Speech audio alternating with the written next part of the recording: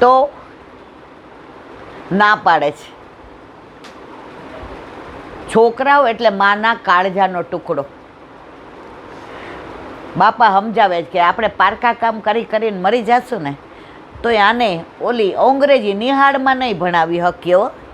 તાર દીકરાને તાર ડૉક્ટર બનાવો છે, તાર દીકરાને તારે એન્જિનિયર બન, તો મન કાઠું કર, જવા દે.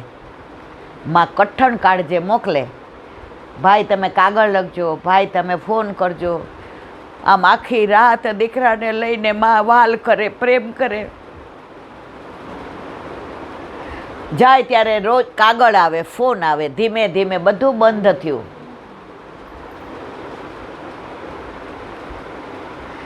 માં તલસે. દીકરો મોટો થયો પણ એને ખબર નથી કે મારા મા બાપ કોણ. એ તો કાકા કાકીને જ મા બાપ માને છે. માં પછી રોજ વિચાર કરે, પોસ્ટમેન આવે, મારો કાગળ છે, બાજુમાં ફોનની રિંગ વાગે, મારો ફોન છે. ના, એવી રીતે આપણા ઠાકોરજીએ આપણે ભૂતલ પર આવ્યા તો રોજ વિચાર કરે કે મારો કાગળ છે એટલે મને યાદ કરે છે. મારી સાથે એને રિંગ વાગે એટલે શું યાદ દેવડાવે છે, મારી યાદ આવે છે. ના.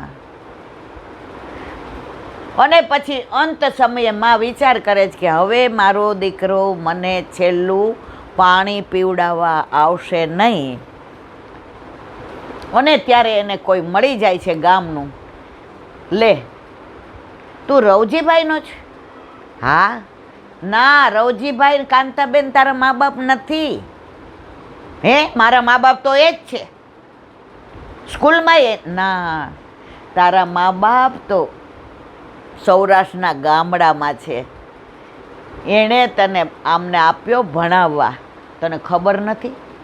દીકરાને સ્વરૂપ યાદ આવે. મારા મા બાપ એ બધું મૂકી અને પ્લેનની પહેલાં પહેલી ટિકિટ કરાવે કે હવે એક પળ પણ મારે મારી મા વિના રહેવું. તો આપણે આવ્યા છીએ તો આ કાકા કાકીની બધું કોણ છે? આ સંસાર, આ માયા, આ તારું મારું, આ ઈર્ષા, આ લોકોની લગામારી. પણ ઓલા રસ્તામાં મળ્યા એને યાદ દેવડાવી. આપણને ગુરુએ વલ્લભે કીધું કે તું કોણ છો, ક્યાંથી આવ્યો છે, તારું સ્વરૂપ શું.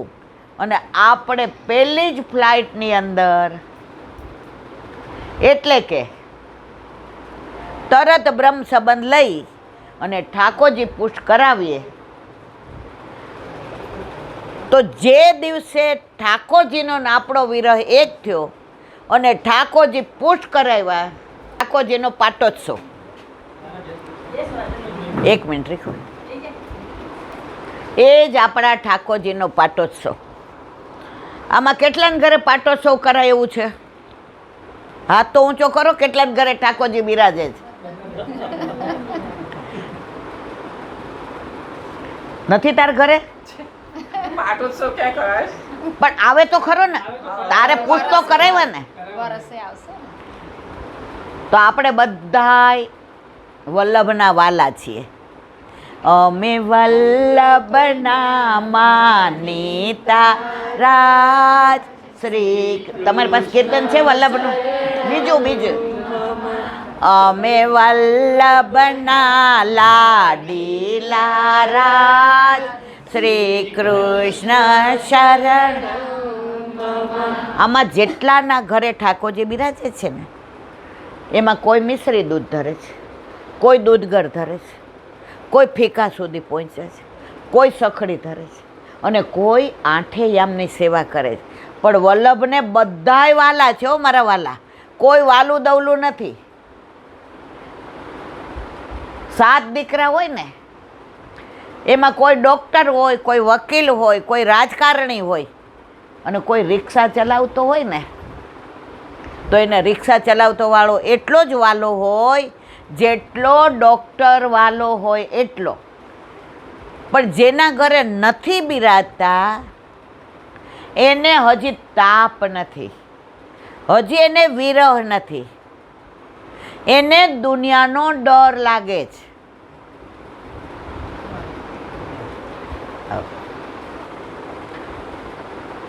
દુનિયામાં વૈષ્ણવો કેટલા, પણ એમાંથી ઠાકોરજી કેટલાને ઘરે બિરાજે? જેને વિઠ્ઠલનાથ વિચારે રે એને પ્રગટ પદાર્થ ચારે. મારા વાલા, વિઠ્ઠલનાથ વિચારે, આપણા માટે વિચારી લીધું.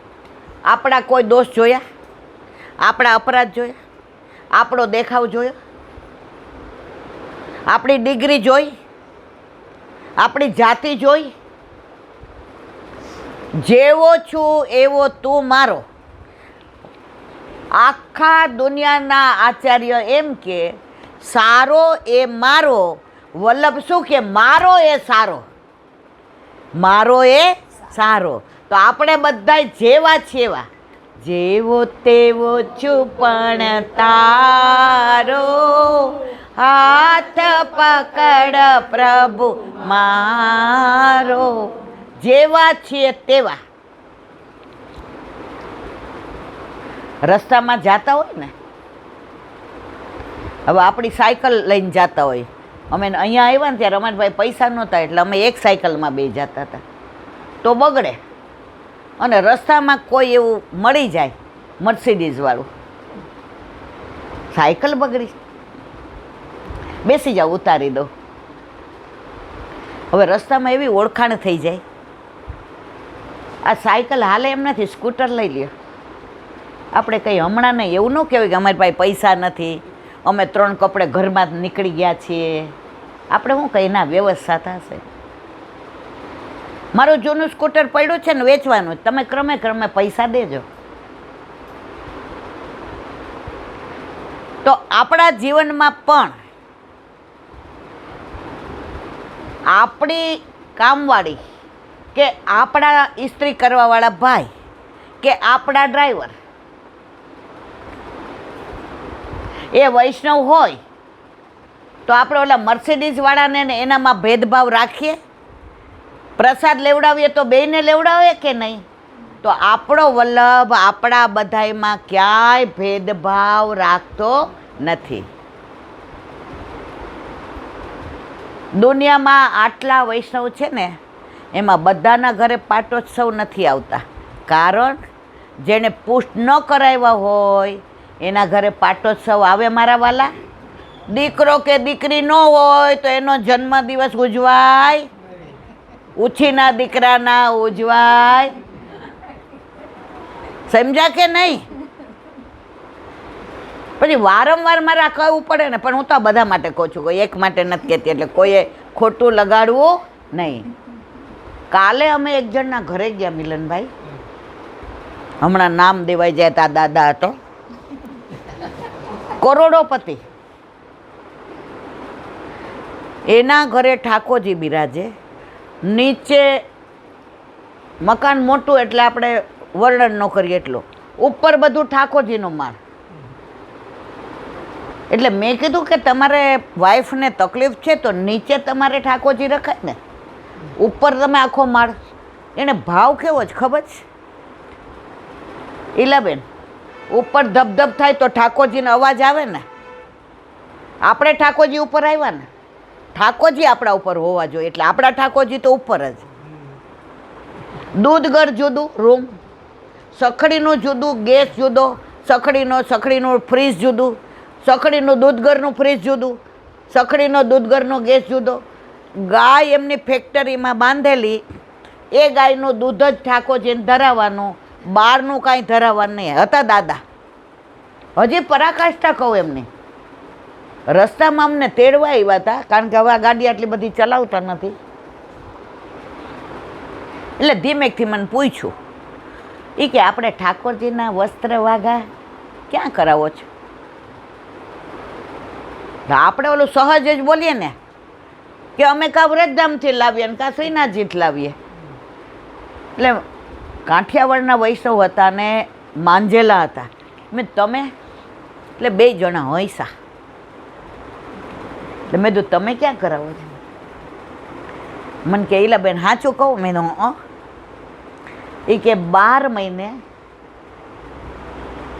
અમદાવાદમાં એક રબારીવાસ છે, કયા એરિયામાં નહીં કહું, કારણ કે એને ખબર પડે ને તો ખોટું લાગે. રબારીવાસમાં એક દરજી ભાડે રહે છે, એ પ્યોર વૈષ્ણવ છે. એના ઘરે ઠાકોરજી બિરાજે છે. હવે એનો ને અમારો મેળાપ ઠાકોરજીએ કરી દીધો. 10 દિવસ અમે એમને અમારા ઘરે રાખીએ છીએ બધાને. શું કામ? એ મશીને લઈ આવે, બધું લઈ આવે. અમે ઠાકોરજીના વસ્ત્ર, પીછવાઈ, ચંદરવો જેવું હવેલીમાં હોય ને એના કરતાંય સરસ એમને ત્યાં વ્યવસ્થા.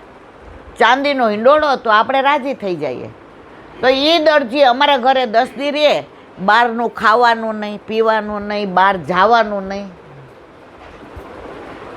તો ઉનાળાના વસ્ત્રો એ રીતના, શિયાળાના એ રીતના, ચોમાસાના એ રીતના, ઉત્સવના એ રીતના, નંદ ઉત્સવના એ રીતના. એવી ગોઠ હોય, એવો લેસ હોય, એવી જરી હોય, એવા મોતી હોય, એવા આભલા હોય.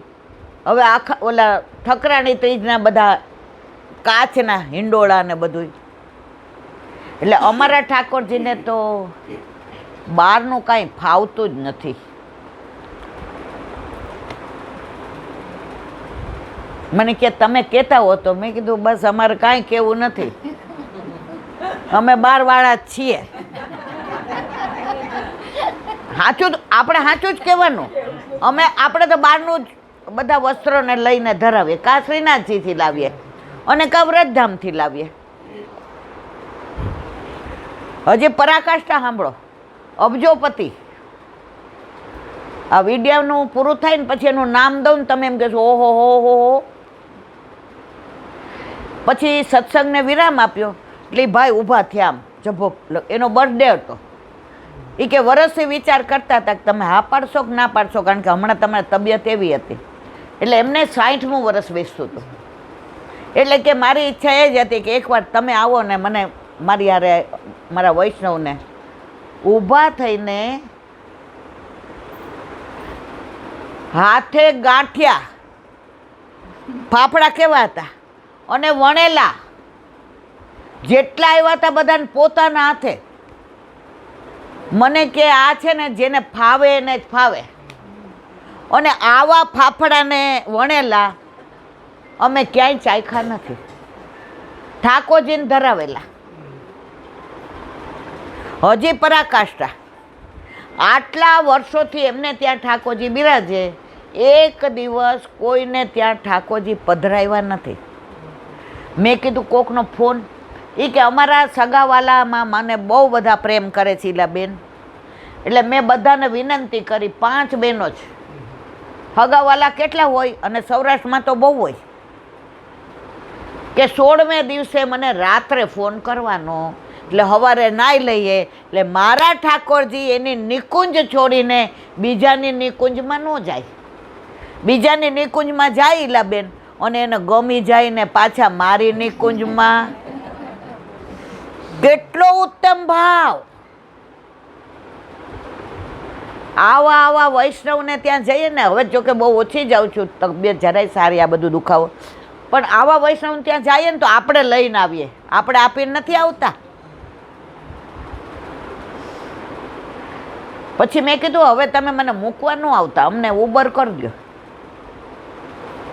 એટલે એનો દીકરો છે, ભાઈ તેડવા આવ્યા હતા ઓલા 60 વર્ષના જેનો જન્મદિવસ હતો એ. એટલે દીકરો કે પપ્પા તમે તો ઈલા આંટીને તેડી આવ્યા ને, હવે અમે હું મૂકવા જાઉં. એ છોકરો છેક સાઉથ બોપલ કે ક્યાં હતું, નહીં દાદા ત્યાંથી મૂકવા આવ્યો. મેં કીધું મને ઉબર કરી દે ને. મને કે તમને આવડતી હોય તો કરી લ્યો, માર નથી કરી દે. કેટલા પ્રેમની પરાકાષ્ઠા. અને વરસાદ કે મારું કામ, ગાડીમાં ટ્રાફિક કે મારું કામ, તો એ ઘરે આવ્યા ઘરે આવીને આકાશ તૃપ્તિ છોકરાઓને બધાને મળીને કે આજે ગોકુળવાસીને મળ્યો, જુઓ વાણી. આવા ભાવ હોય ને, આપણે તો બધું બહારનું, પણ છતાંય ઠાકોરજી કહે છે કે બહારનું તો બહારનું.